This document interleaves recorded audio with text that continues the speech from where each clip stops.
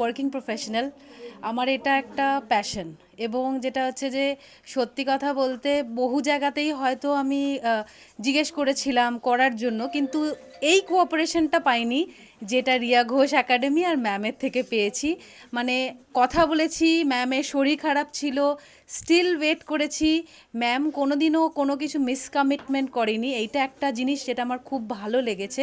এবং পুরোটাই যে করিয়েছে, হাতে ধরে করিয়েছে, মানে কোনো ডাউট থাকলে জিজ্ঞেস করলে এরকম নয় যে হবে না, বলবো না, বা ফোন করলে হবে না, সব সময় রিচেবল হয়েছে। এইটা হচ্ছে সব থেকে বড় ব্যাপার, কারণ নতুন কিছু শিখলে তো অনেক প্রশ্ন থাকে, তো সেটা ছিল, সব সময়ই ছিল।